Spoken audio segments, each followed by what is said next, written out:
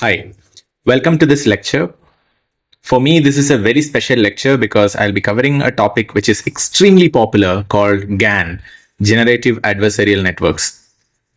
You might have seen various images like what you see here on internet where you can provide a source image and you can do different types of manipulations.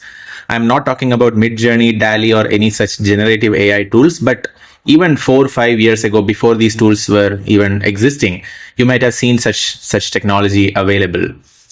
And what we will be covering in this lecture is the theory behind this fascinating concept of GAN, how to implement it for various modalities, and we ourselves will be coding a GAN and implementing it on a very simple data set. My name is Dr. Sridhar Panat.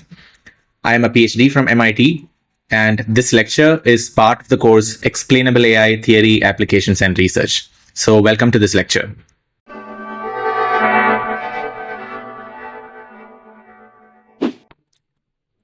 So GAN, meaning Generative Adversarial Network, it is essentially a deep learning architecture. There are two neural networks here, neural network 1 and neural network 2, and they compete against each other. It's very interesting. So the idea is that the neural network 1 will be creating some fake data, and the goal is to make this fake data look as close to real data as possible, so that it can fool neural network 2 to make it think that this fake data was part of the original training data of the neural network 2. But what is the job of neural network 2? It is to detect the fake data which is created by neural network 1 as much as possible and call this out. And when this information that the neural network 2 has identified your fake data, once this information is passed on to neural network 1, it tweaks its parameters and then generates a new set of fake data, and this repeats until neural network 1 can beat neural network 2, and this fake data will look very, very close to the original training data that was part of the training of neural network 2. So if this is a set of images, basically the new images that are generated, the fake images that are generated will look extremely similar or very, very realistic if the original training data used in the neural network 2's training was also very, very realistic.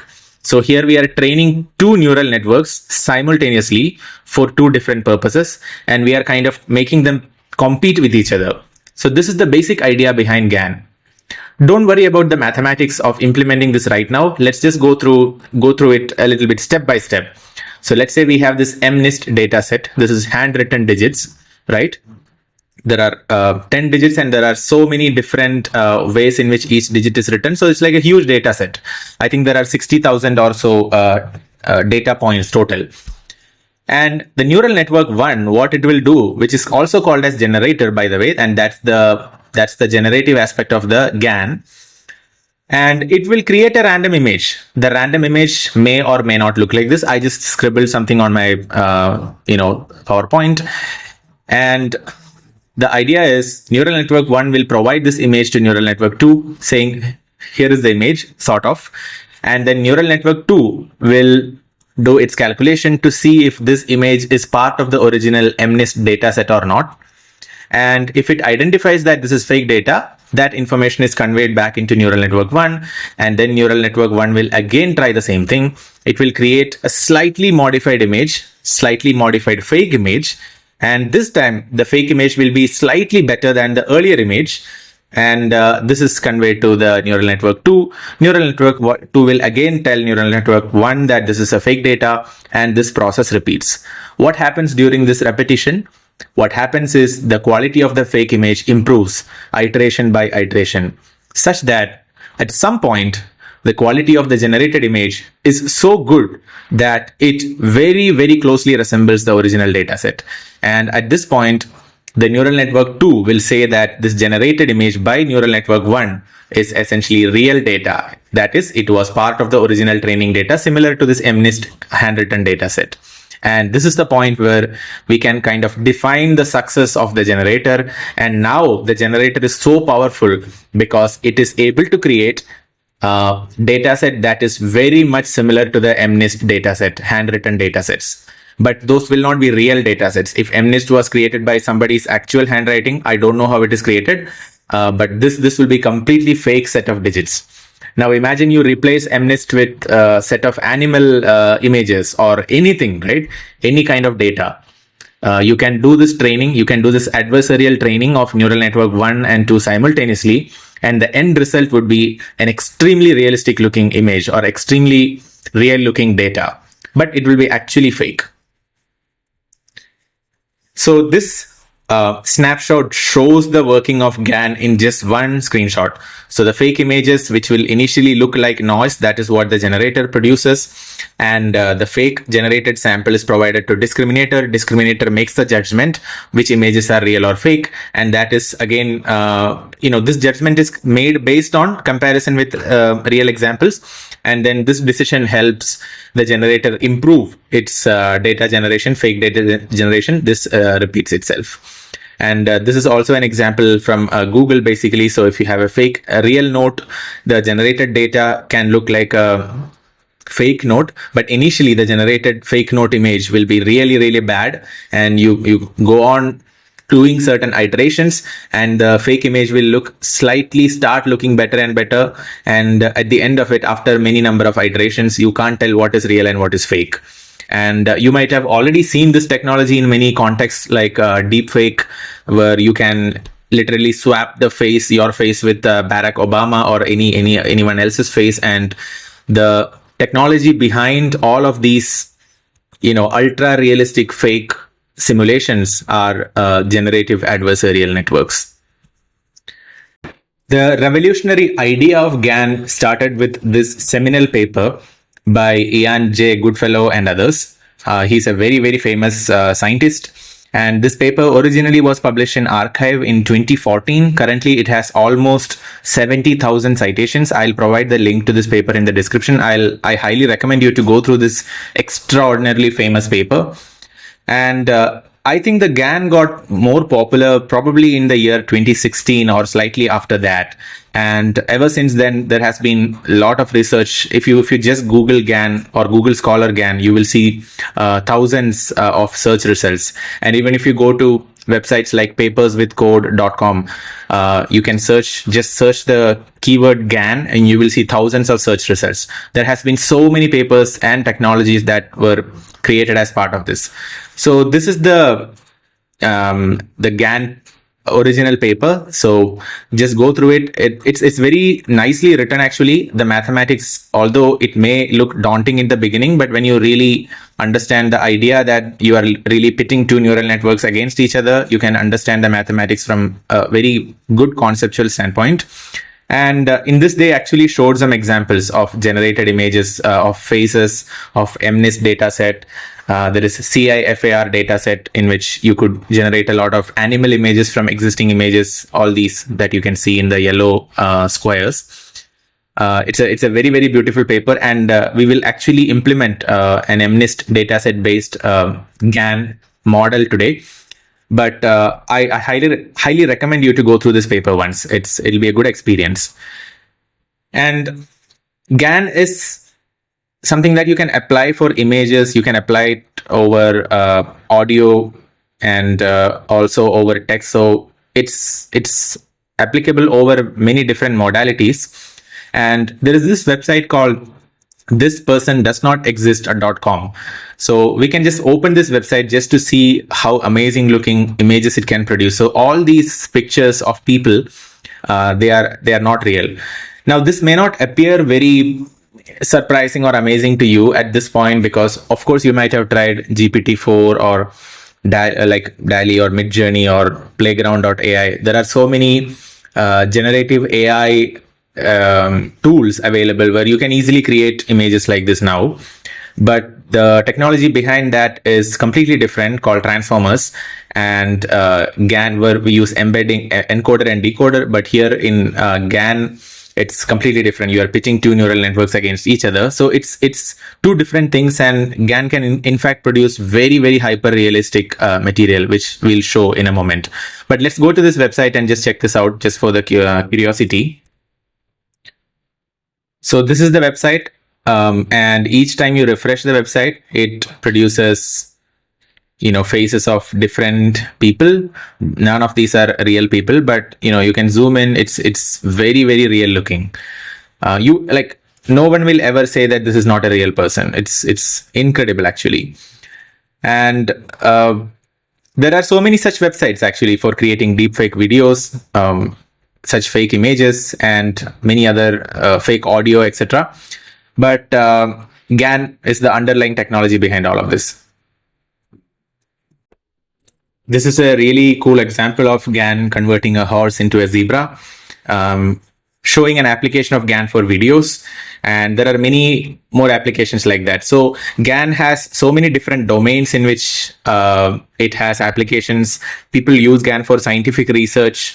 In drug discovery, we can use GAN to simulate molecular structure or protein folding structure, and it can be used to accelerate computational drug discovery. In robotics and automation, we can create simulations for path planning. Security and forensics, we can create enhanced clarity fingerprints from existing not so clear fingerprints. There are so many different applications in healthcare and medicine. If you have MRI images which are pixelated, where you really cannot see if there's a brain tumor, if you can't see the tumor due to the low pixelation or whatever, you can use GAN to enhance the resolution of those images. And there are many such applications which are a lot more obvious in video, text, and image data sets. These are some examples of the kind of data that can be synthesized using GAN, and these are all part of different papers. I'll be providing the links to some of these fascinating papers, but there are GAN which are named. There are so many different types of GANs which you can run yourself, called style GAN, and many more which you will see in the next slides. But basically here you can see the kind of photorealistic images that is synthesized using GAN. If you zoom in, it looks actually like a real image. And here what is being done is these photorealistic images are created using Big GAN. It's a GAN framework. And this is the comparison between Style GAN 2 with Style GAN 3. It's another set of GAN framework. In this example, what you see is how this framework called ERS GAN compares to ground truth, especially in terms of the sharpness and details. So you can see that this ground truth on the right side of this monkey, whether you zoom in on this portion or this portion, the generated image is very much comparable with the ground truth. And it's very sharp, it's highly detailed. And in this example, you see image in painting, meaning, let's say some parts of image is missing, you can fill the missing parts using GAN. And if you really think about this, it might resemble generative AI technology that you have right now in many, many ways. But essentially what you're doing is you are using a neural network, and you are just training that neural network to replicate images which are very similar to the images you have in the training data. It's a much more simpler technology. This is facial editing, which I showed in the beginning of this lecture. So you can provide different types of edit commands. You could convert a person's gender, you can flip a person's gender, you can have facial hair features. And why do you think this person with facial hair look like a real person, and this person female without facial hair, that also looks like a real person, but there is great similarity between these two people? It's because the training data used in the creation of this GAN or in the discriminator will be so huge and so vast with so many different types of faces. So the GAN will never create an image which looks like something where this extra created beard is slightly offset from the face or anything like that, because if that happens, then of course the discriminator can very easily catch. But this image, which for us humans that looks very realistic, even if it can, even humans cannot figure it out. So of course discriminator probably can make a mistake, and that's the reason why ultimately the generator is able to create such a very, very highly realistic looking image, even the one of this kid. And you could add eyeglasses to a person, you can increase or decrease their age, you can flip their gender, anything. And there are even mobile phone applications right now which can do this. Even some applications were available 5 years ago, and it has become very commonplace. But it is nevertheless a fascinating thing to implement on yourself. So deepfake video, I don't have to explain because it's very a common. You might have seen many examples of deepfake video, and you might have wondered, oh, can you yourself create something like this? Like, could you swap your face with someone else's face? I'm not talking about mobile phone applications. I'm talking about implementing it using code in Google Colab or Jupyter Notebook or something like that. It's indeed possible, and there are so many examples. We can go through one of them today. And this thing is called motion transfer, where if you have a video where one person is dancing in certain way, you can make another person do the exact same steps using this thing called motion transfer. So the way it works is each frames are converted into a posture, and then posture back into a new image, and the new image will be corresponding to another person. So this is called motion transfer. And this is GAN for enhancing the image. So if this is a soccer game or football game with a lot of rain, the quality of the image is not so good. And this is just comparison of two different types of GANs, the quality with which you can kind of restore or enhance the image by just removing the rain, which kind of looks like noise. This is another fascinating example using something called GAN, and it allows us to create these ordinarily realistic looking virtual environments where we have different conditions, right? There is sky, mountain, grass, cloud, tree, and sea. And based on the kind of these sketches, you can basically create or define the template for the GAN, and it will create the corresponding images. Again, it's very different from the way it works in. You might have seen this website called playground.ai. Sorry. There is a website where you can upload a sketch of your hand drawn art, and it will convert the image into like a very beautiful looking, very realistic, hyper realistic image. And finally, of course, you have seen so many deepfake videos where Barack Obama is saying what Donald Trump had said, or Putin is saying something that you are saying, or anything, or you can deepfake your own face into, you could be saying something that someone else has said with the exact same facial expressions. So if you notice one thing here, all of these people are having almost, not exactly, but very similar facial expressions while saying the same thing. Even Mona Lisa, like here, because Mona Lisa is kind of tilted to the left side, and that's why you can see that in this deepfake video, the Mona Lisa's face is also tilted a little bit like that. So GAN enabled this deepfake revolution to happen. I think it will be better to slightly touch upon the difference between GAN and transformer technology, which is behind most of the modern generative AI engine. So architecture-wise, in GANs, we have generator and discriminator, and in transformer architecture, which is used in most of the Gen AI tools, it's encoder-decoder, and there is self-attention mechanism. It's very popular due to the attention is all you need paper published on arXiv. And the main purpose of GAN is to generate image, text, music, etc. Of course, transformers can also generate images and text, but its main point is to learn natural language, or basically encode data in a certain way. So even images are encoded pixel by pixel. You can convert the pixel into corresponding vector representation, or if you have a paragraph, you can convert the paragraph, chop it down into tokens. Each token is represented using its vector embedding, and then all the attention mechanism, everything happens on this embedded tokens. In GAN, on the other hand, we are asking the generator to create image or text or music corresponding to the training data of a discriminator. And in GAN, we have adversarial training. It is kind of unsupervised, whereas in transformer, the original data set, which will be used, it might be trillions of words, or I don't know the extent of size of data sets, although we know the number of parameters is 175 billion, etc. It's on huge labeled data set. There is pre-training happening. There is fine tuning if you want to kind of tune the transformer architecture for your own purposes. All of these are time consuming and very expensive things to do. Adversarial training, on the other hand, is something that we can do with relative ease. The key components of GAN are, there are two neural networks. It's like a zero-sum game, meaning either the generator will win or the discriminator will win. Initially, mostly the discriminator will win because the generated image or text or whatever it's generating will not be good. So easily the discriminator can identify, and finally the generator will start to win.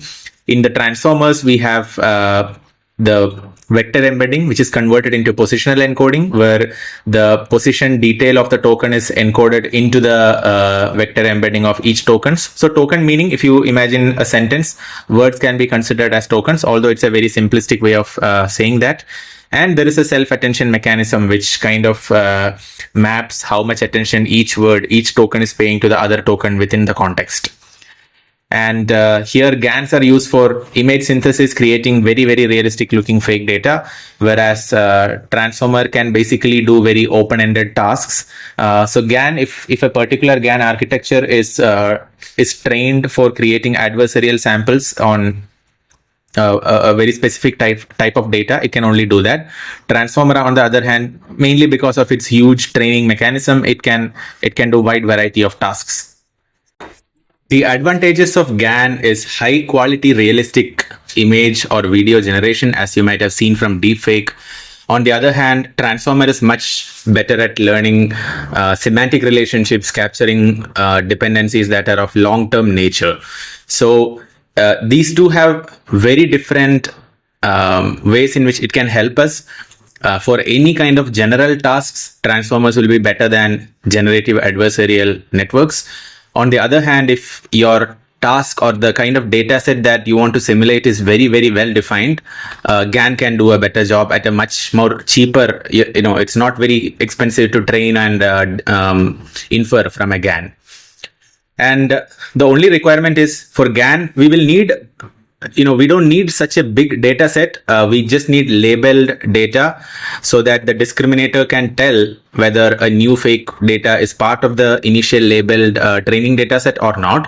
And for transformers also, we need labeled data, but large data set in the training process or in the pre-training process. It's also probably needed in the fine-tuning step as well, but the size of the data set is so huge that the expense associated with training transformers is incredibly high. And GAN, as I mentioned, it's used for in deepfake to create very high resolution images. You can do image in painting where some parts of the images are missing. You can recreate it using GAN. So even before transformers came out, even before the ChatGPT or any other amazing DALL-E or Midjourney tools came out, there were mobile phone applications that were working which could enhance pixelated image resolution and do a lot of things for images. So GAN has very good applications in all these use cases. Transformer, on the other hand, it is fundamentally a language model. It's very, very good for such tasks. However, models like diffusion models can perform incredibly well on image related tasks. As you might have already seen, if you have a subscription for GPT-4, automatically you can create images using prompts using DALL-E 2. And same, if you use Midjourney, it also works pretty much the same way. So the technology behind Midjourney, DALL-E 2, this is a doubt that many people have. What's the difference between GAN and the technology behind Midjourney and DALL-E? Is it the same or is it different? So most of the modern technologies for generating images, synthetic images or fake data is a diffusion model. It's not GAN. GAN is amazing, but diffusion is much more versatile. So now let's actually go into Google Colab and let us code a GAN almost from scratch. When I say from scratch, I just mean the training part of it. So we'll pick a data set. We will have defined the discriminator and the generator. And using this, we can train, and let's see how good of a fake data set we can create using GAN. So let's get into coding. So this is the Google Colab notebook that we'll be using. Of course, I'll be sharing a link to this notebook in the description so that you can use it for other data sets. But here we will be using the MNIST dataset, the handwritten digits dataset, because it's a very simple dataset and it does not take too much time to run, although it is still comparatively slow compared to many other Google Colab notebooks that you probably have familiarity with. So we can divide the entire notebook into different modules. So I will walk us through this one by one. But before all of that, I just want to mention one thing. So I had to subscribe to Google Colab Pro just because I did not have enough patience to wait for the entire this code to run. It's actually taking some time. So if you run this without Colab Pro or without any kind of GPU access, I think the time for running this code might be half an hour, 1 hour, something like that. I don't have an estimate. I haven't run it fully myself. Other than with using GPU. Of course, with GPU, it does not take that much time. I think it takes 15 minutes or something. It's relatively faster. But still, this takes a long time because for the generator to generate image, give it to discriminator, and then discriminator will keep saying this is a fake image, and you have to reach a point where the generator is able to completely fake the discriminator's ability to or completely mask the discriminator's ability to detect fake or real image. So what I'm going to do is I have already run this notebook actually, and you will see that there are outputs here. So I'll open a copy of this notebook, and then I will run this so that all the outputs are untouched. I can just show you the output by scrolling. And when you run the notebook yourself, you can take your time. Oh, one thing that you will have to figure out is sometimes if the runtime of these Google Colab notebooks are long, it may get disconnected even in the middle of you running the code. That can happen. It has happened to me sometimes, and I have not figured out a very robust solution. It has not happened when I have a GPU access. So the pricing for GPU was, I think it was $11. The minimum one was $11. So I took that. But I don't think it's needed. If you can figure out a way to run this, or even run this somewhere else, like instead of Google Colab, if you can figure out maybe running this locally, that also works. But anyways, I wanted to use Google Colab because it's very straightforward for any of you if you want to try running this code, right? So let's import the libraries first. We are having PyTorch, NumPy, of course, and Matplotlib for plotting these images. Then after importing, we are configuring the different hyperparameters. You can see the batch size, then path to the data, so dimension of images. So I think the dimension of these MNIST images are 64 by 64 pixels. I have to check, but I think that's the case, the original dimension itself. And if GPU is available, we will run on GPU. Otherwise, we'll run on CPU. So when I here clicked runtime and then change runtime type, and initially I was running on A100 GPU. So these options will not be available to you. I think the only two options available to you if you have not purchased Colab Pro would be CPU, and I think T4 GPU as well, I think. Okay, now comes the part of data. So dataset is MNIST. If you are not familiar with MNIST, just Google MNIST. So it's a very, very famous dataset. I'm pretty sure if you're trying to run this code, you may be familiar. So this is the MNIST dataset, right? It's a bunch of handwritten digits from 0 to 9, and there are so many different variants of it. I think in the original dataset there are 60,000 images. So typically 50,000 is used for training, 10,000 for testing. And we load the data set in batches, and batch size was defined above. I think it was 128. Yeah. And after loading the data set, we can just visualize it using the data visualizer. The reason why I'm not going through this code line by line is because most of this code is very straightforward and it's very commonly used. So I don't want to spend too much time in this lecture on visualization and all those, other than showing the output. So here we are printing some sample training images in the dataset, and of course you can see that this is exactly how the MNIST dataset look like, right? Okay, that is fine. But now what we will do is, okay, here we are initializing the weights of the network, and it's initially you can see that we are defining the weights as well as the bias. I think bias is initialized as 0. And then we have to define two things which are part of the GAN, generator network and a discriminator network. So if I minimize this, you can see that there are two networks that are being defined. And then we will instantiate, meaning we will start both of the networks in the next piece of or next block of code.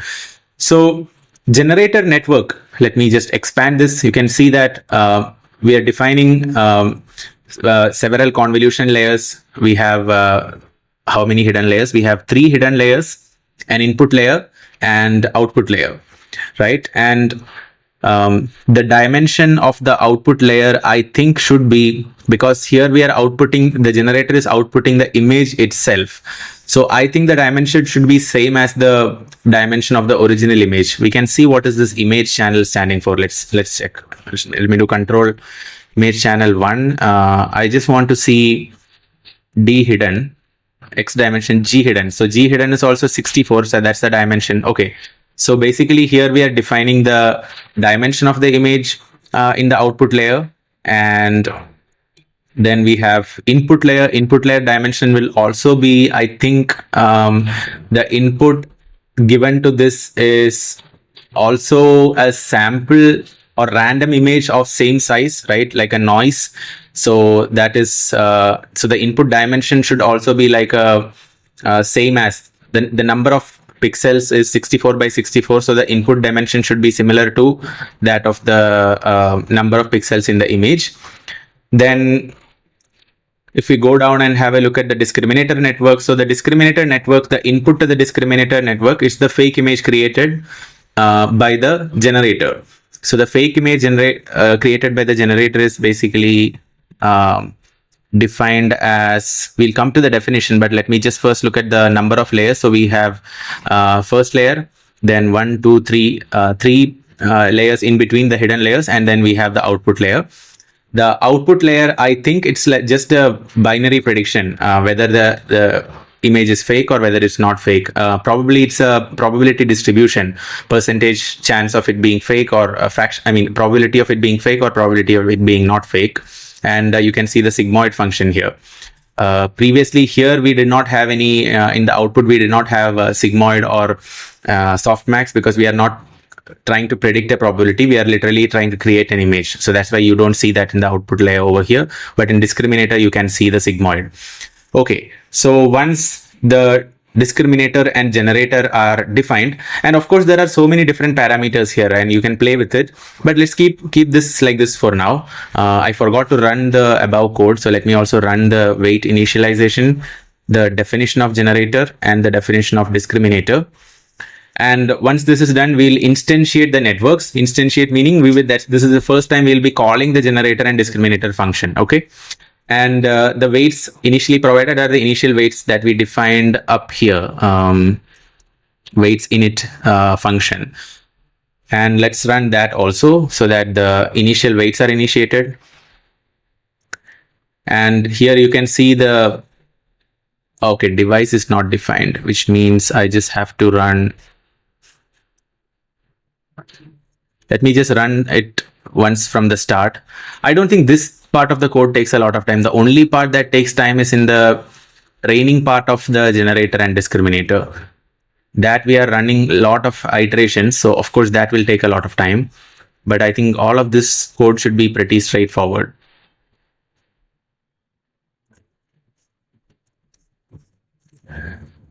So if this part of the code is not working, we'll figure out, I think we just need to connect. Okay, now it worked. Okay, so here we are printing the shape of generator and discriminator. So generator is a sequence of convolution, then there is ReLU activation, batch normalization, another ReLU activation. So throughout there is ReLU activation except in the last layer. Last layer is just convolution transpose. In fact, there is a tan hyperbolic. And then there is sequential for a discriminator, sequentially defining 2D convolution, leaky ReLU, meaning the values will not be strictly 0 when the input values are negative. It will be slightly lower magnitude, but if it's -5, it might become -1, something like that. So that is leaky ReLU. Then you have 2D convolution, and at the end of the whole thing in the output layer, there is sigmoid function. So what I said before, that there is no activation function in the output layer, it's not strictly true. There is a tan hyperbolic activation functions over here. I am not sure if we were defining that here in the output layer. Anyways, here in the output layer actually it is here. Okay, so in the generator, there is tan hyperbolic activation function, and in the discriminator, there is a sigmoid activation function in the output layer. Okay, fine. Now we are defining the loss function. So this is a bit interesting, because can you think how is the loss for the generator and discriminator defined? Let me just open a small canvas sheet. So it's very interesting to think about the role of generator and discriminator. So let's say fake image is denoted by 0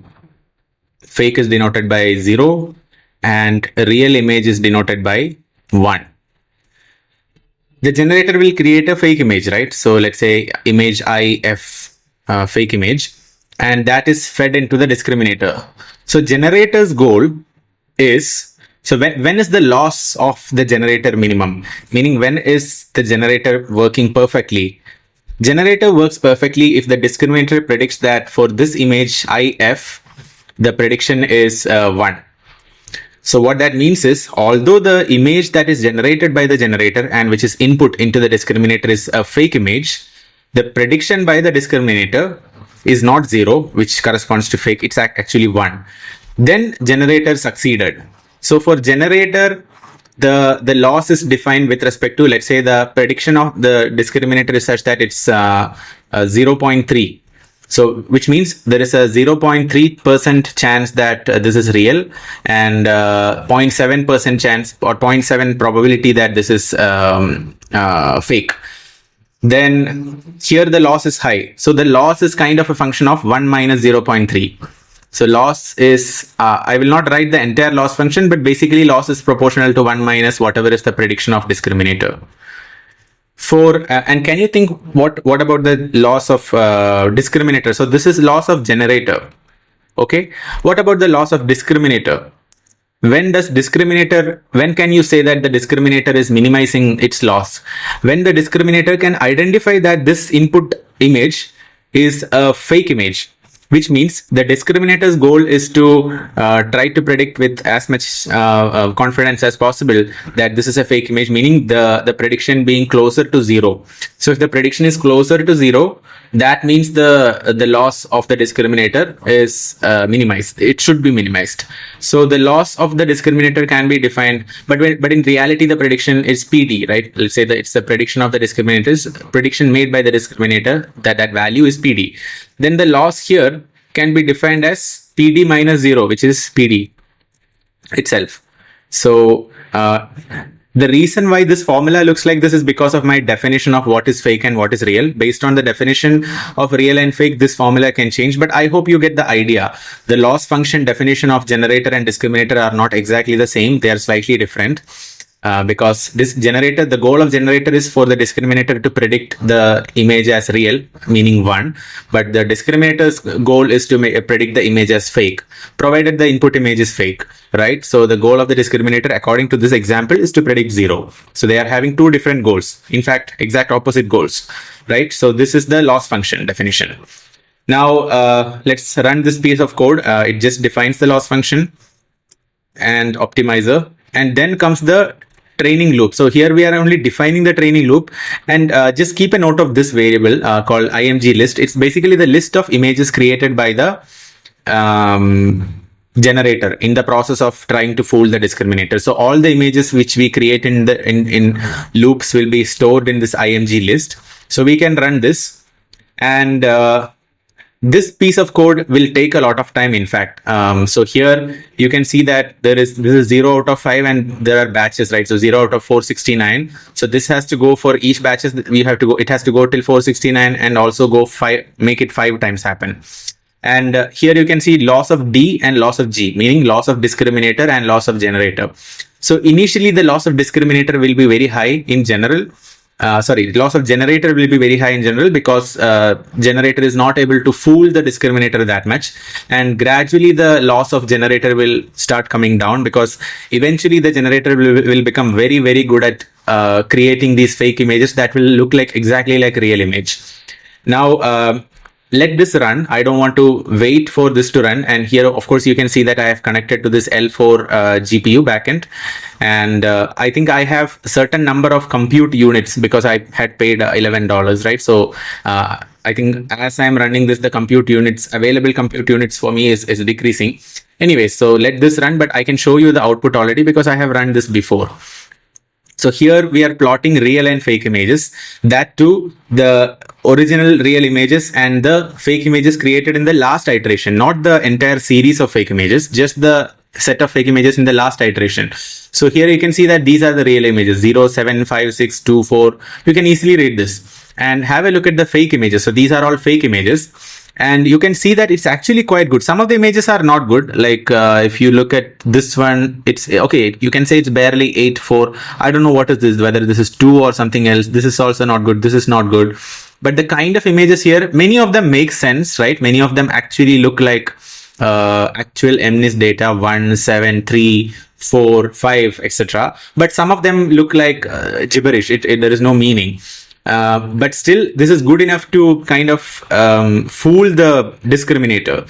Now, if you want better quality images, the only thing you need to do is like run for more epochs, which you can do in your free time, but not for the purpose of this lecture. We won't be able to show all of that. It takes some time to run this, obviously, for the reasons that the loss has to. I think here the discriminator's loss is decreasing. Let me just make sure that in the previous version which I ran, what happened to the loss by generator. Okay, loss of discriminator has gone significantly down, but the loss of generator is kind of like fluctuating. It's a little bit confusing why the loss of generator is not going down. Anyways, we can figure it out separately. It's no big deal because in general, the more iterations you run, the generator loss should go down and down. One more thing which I want to show you is the plot of the series of images. So in this part of the code, actually the last one, we can save the progress, meaning save the series of images which was stored in that img. What was the there was a variable img list. In this, we are keeping track of the progress by saving the images, so that we can save as a series of images as a GIF. So if you run this piece of code, what happens is, so let's say I just run this. I don't think it will work really well. The image quality, I don't think will be good. But when you run this piece of code, you will see that here in this folder, a new, I think image list is not defined. Okay. Image list is not defined because, I have not run this. I am running this. So let me go down here and just run this. So if I run this piece of code, you will see that in my temporary folder in the Google Colab, this DC GAN training.gif will appear. So that is the GIF image corresponding to the series of images which was stored in the IMG list. Now you have to remember that this is a temporary file. The moment your runtime disconnects, that GIF will be gone. But I have downloaded this GIF already. So let me just show you the GIF, the series of images which was created, so that you can see the progress made by the generator in each iterations. So this is the series of images that was created. I'm not running this as a GIF. I'm just running this as a I'm just showing you this as a series of images. So this is the first set of images that the generator created, and it's literally noise. If you zoom in, the pixel values are like noise, right? And then as the iteration progresses, this is the first iteration. It does not look like the numbers at all. You can't read. You can't say what is what. This looks like 7. Many of them have no meaning. This is the next set of iterations. Things are improving a little bit. This is the next one, improved again. This is the next one. You can definitely see the improvement. And this is in the last iteration, this is the result. So let me just run this sequentially. I'm just changing moving the images. You can see that gradually things are improving, and you will understand that when you just focus on one cell. So just put your focus over here. If you focus there, you will see that initially it's random noise. Here it looks like some random thing. It looks like 8. Okay, not very good. It made it worse, but final one is much better. And let's focus something else now. Let's focus on maybe this one, right? This guy looks like, okay, this is also looking like 8, maybe 3. Yeah, I'll focus on this cell. Looks kind of like 3, very good 3 actually. Not so great. Okay, much better, and even better. So it's improving. So some digits, some of these numerals, it's very difficult. Like this one does not make any sense. This looks like 0. I mean, it's supposed to be 0, I think, but it looks like theta. Then 3 is fine. I don't see any 5. Okay, 5 is here. Let me check how it was initially. This one, not so good 5. This one is better, even better. This I can't say if this is better or worse, but definitely the lot of noise is gone, because here you can see there are a lot of if you zoom in, actually this is the better way. If you zoom in, clearly the sharpness of the image is increasing towards the end. So this is the final image. Now, of course, we can make this significantly better by running more number of iterations, but that we can do in a separate lecture. But I hope this gives you a brief idea how the generative and discriminative networks work to kind of make each other's fail. Generator wants to fail the discriminator. Discriminator wants to kind of detect whatever generator is doing, right? Whether something is fake or real. So it's a very interesting thing. So GAN is so powerful. It was extremely popular. I think the popularity of GAN might have reduced a little bit after transformers and auto encoders came. But nevertheless, it's amazing. The technology is only getting better. So I highly recommend you to try this notebook. If you have any questions, feel free to mention it. I'll be getting back. But thank you so much, and we'll be meeting again in the next lecture. I have a few more things about GAN which I'll be sharing in the upcoming lectures. So thank you so much.